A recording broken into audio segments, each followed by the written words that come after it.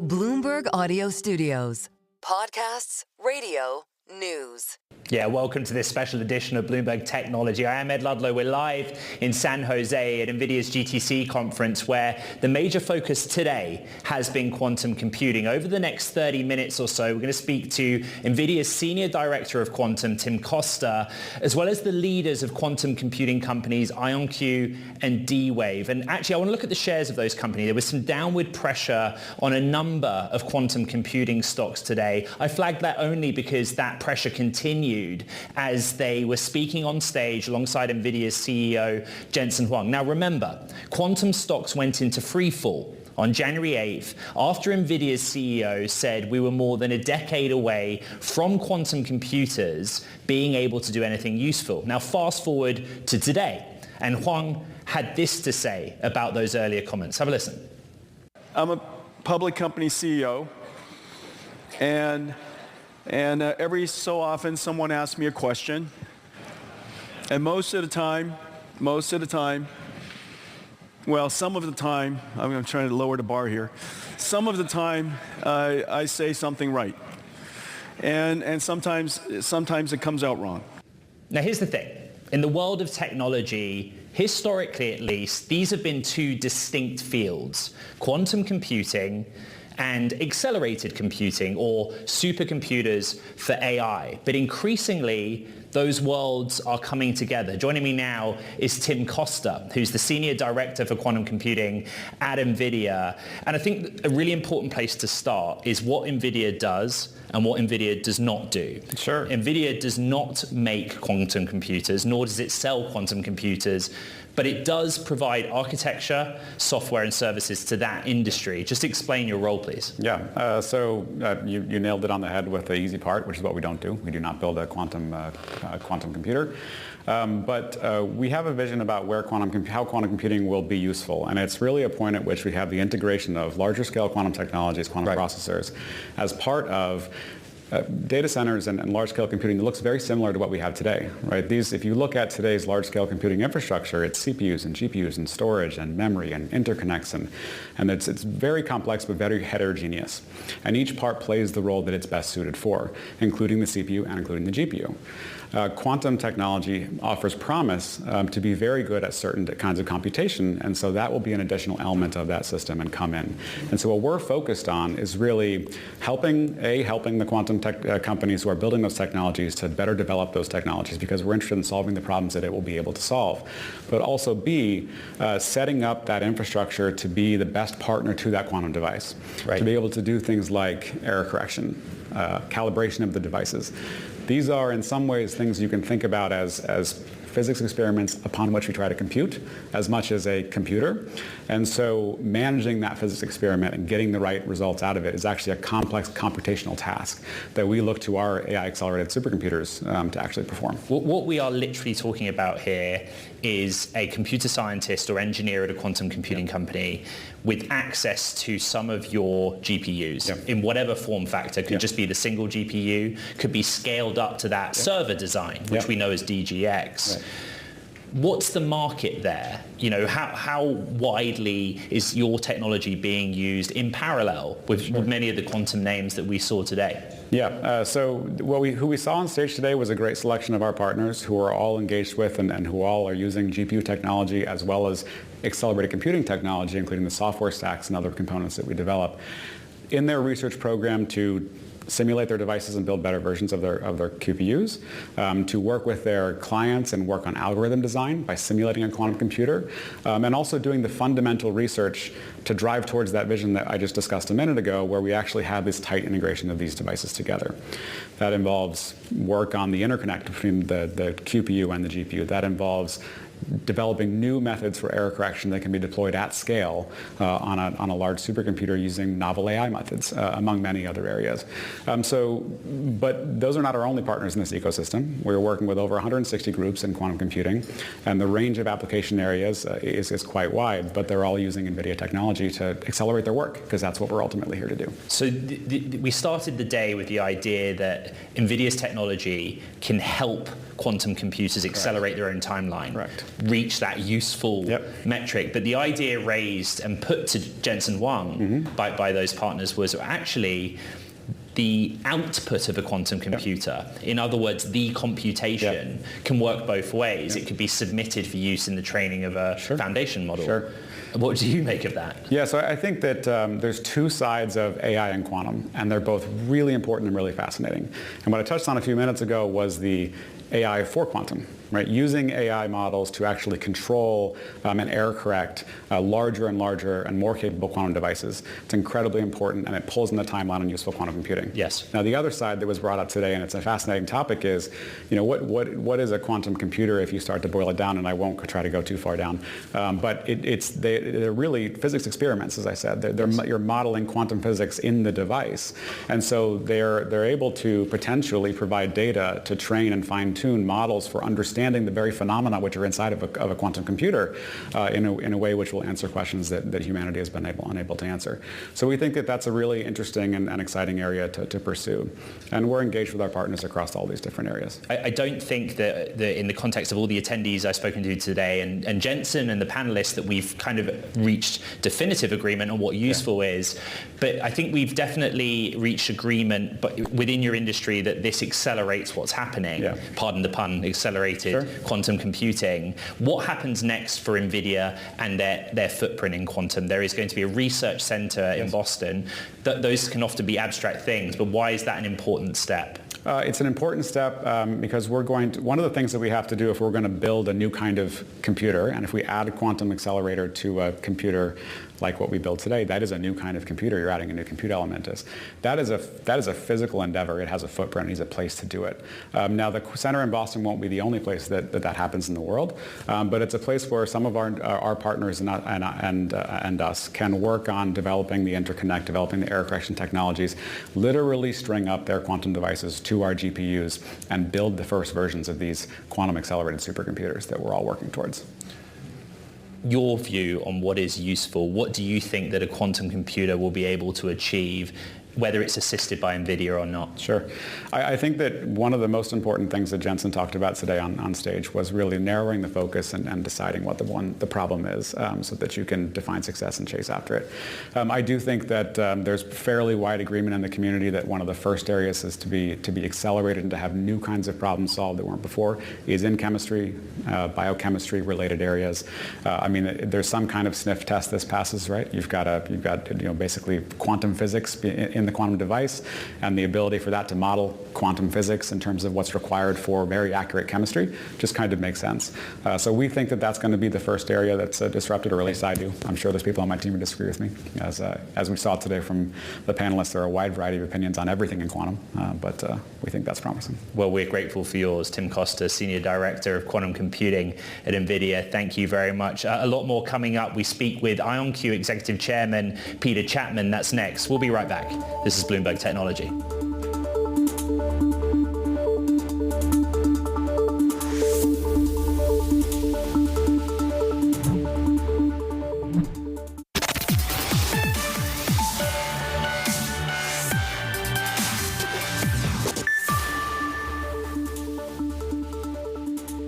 Welcome back to a special Bloomberg Technology at Nvidia's GTC Quantum Day.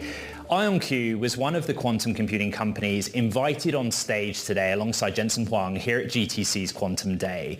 The company's stock was one of those hardest hit January 8th after Nvidia's Jensen Huang made those comments about quantum computing and its usefulness being, quote, a decade or more away. Since then, IonQ has gone through some changes, appointing Niccolo De Masi as its new CEO. The former CEO, Peter Chapman, continues as executive chair, and I'm delighted to say joins us now on set. And what was interesting in the conversation with Jensen Huang is that you were balanced in saying, I don't think we necessarily agree on everything here still. Let's start with the main point, which is, did we define usefulness?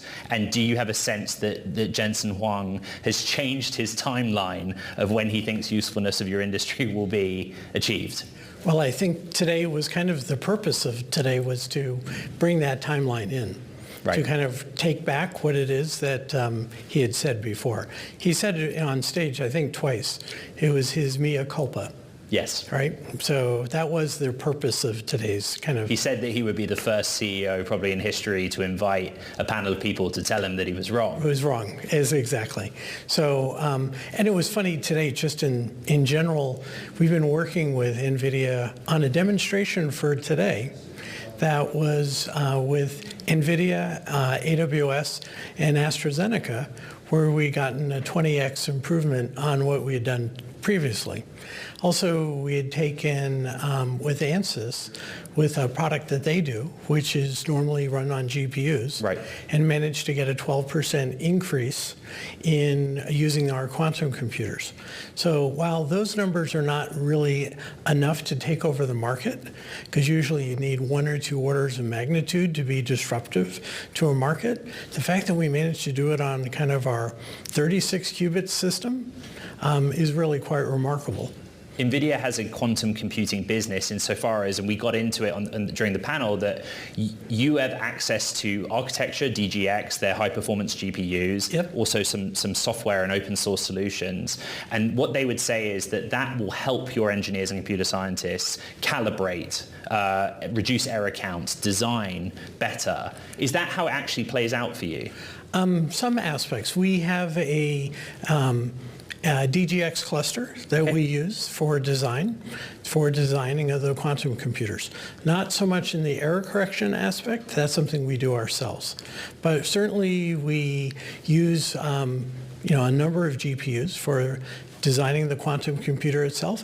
We also, for small qubit counts, because as soon as you get into beyond about 35 qubits, you can no longer simulate one of these on a GPU. Right. So for those, we actually run the simulation on a GPU just to make sure our hardware is working correctly. The problem is when you get to 64 qubits, you need 2.5 billion GPUs. Because for each qubit you add, performance essentially doubles. Right. And it means that the matrix math that you have to do suddenly is doubling as well. So basically, it's about 35 qubits to fully simulate it. You can only get it on a single DGX 100. Peter, I've got to hold you to this, and I wonder if it ties into the new CEO and, this sort of reset a little bit. There's a difference between lab experiment and commercial use, making money, revenue generation. That's the question I get for you most. Yes. So what Jensen said, one area we definitely agree on, which is you need to find a set of applications early on that you can start to make money on and to build that flywheel to be able to power your R&D.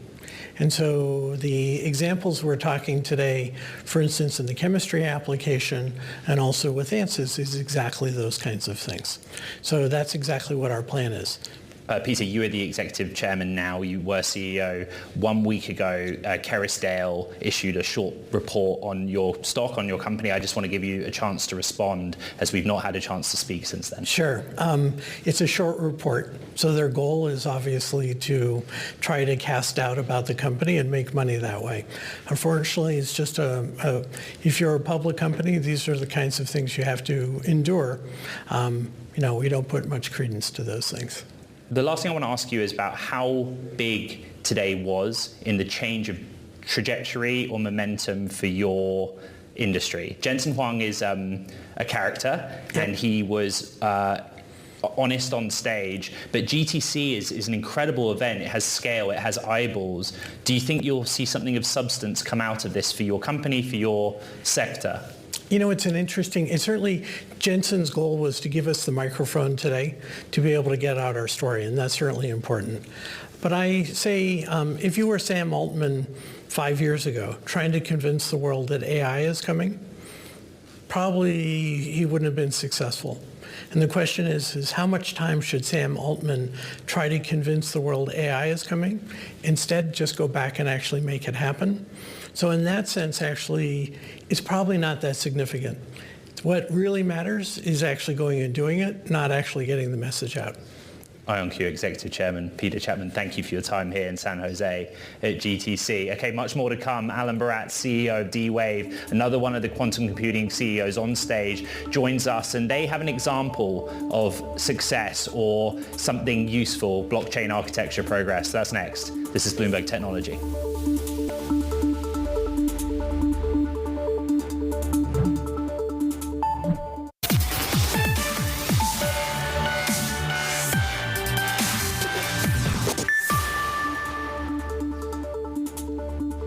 Welcome back to a special edition of Bloomberg Technology, live at Nvidia's GTC Quantum Day. So shares of some quantum computing companies sank today after leaders spoke at an event with Nvidia CEO Jensen Huang. The plunge follows a similar move back in January after Huang said it would be more than a decade before the technology, quantum computing, could do something that's useful.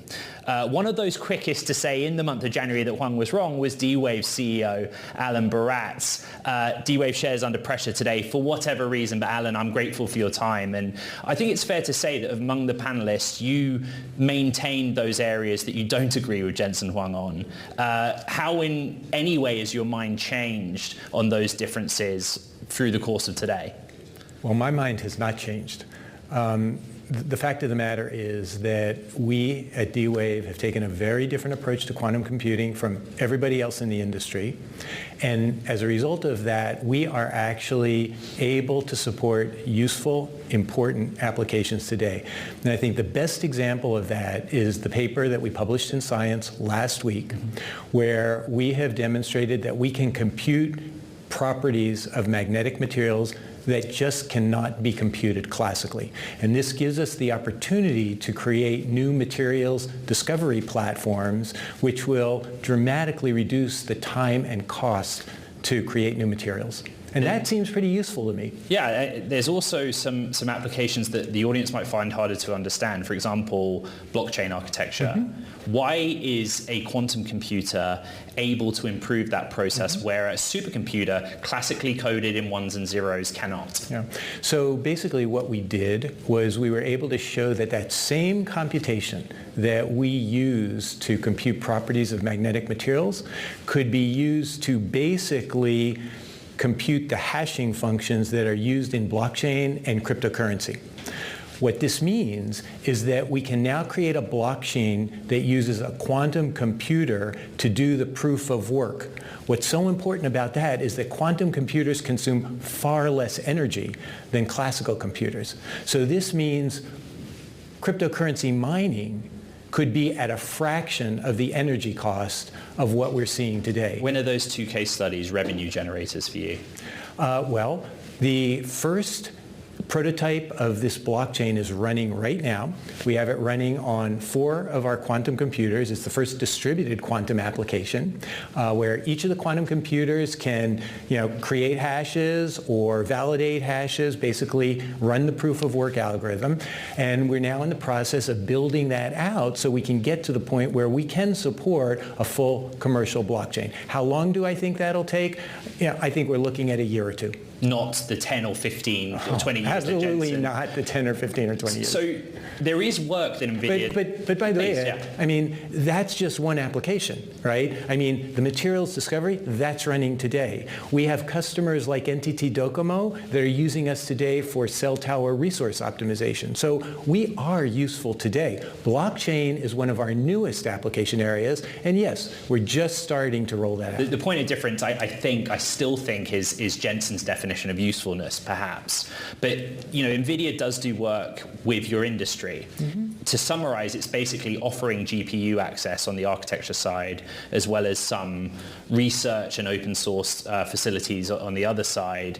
And their argument is you can take that and use it to make your quantum computers better. Calibration, error count reduction, and I think your colleagues mentioned design. How do you work with Nvidia? Okay, so annealing quantum computers do not have the same error correction requirements as gate model quantum computers. So we are solving useful problems today without error correction. And as a result, that component of what Nvidia brings to the table is not all that important to us today. When it comes to calibration, we have the largest quantum computers in the world. Our current systems are at 5,000 qubits and growing. We calibrate them ourselves. We don't need GPU power to calibrate those systems. So currently we do not. I mean, I know Jensen says he works with all the quantum computing companies, but D-Wave is quite different. We've taken a different approach. We are at a different level of maturity, much more mature than the other quantum computing companies. We are delivering useful applications and useful value today. Now, that having been said, we are also developing a gate model quantum computer, the approach that everybody else has taken. For that effort, we will be looking to leverage some of the same sorts of things that the other quantum computing companies are leveraging. But we view annealing and gate as very complementary. They solve different classes of problems. We only have 30 seconds. It was a pretty public disagreement, argument, debate. Will it help you in the long run, what happened today here in San Jose? I don't think this event was all that helpful to the industry or to D-Wave. I think I thank Jensen for the opportunity to participate. I think that it was great to have the opportunity to try to get the message out. But I think we're still at the beginning of a learning curve with respect to how Nvidia and Jensen interact with quantum computing companies. D-Wave CEO Alan Baratz, thank you for your time here in San Jose, whether you agree with your host or not. Well, that does it for this special edition of Bloomberg Technology. A lot to recap, particularly when it comes to quantum computing. So don't forget our podcast. You can find it on the Bloomberg terminal, as well as online on platforms like Apple, Spotify, and iHeart. Live from San Jose, California at GTC, Nvidia's Quantum Day, this is Bloomberg Technology.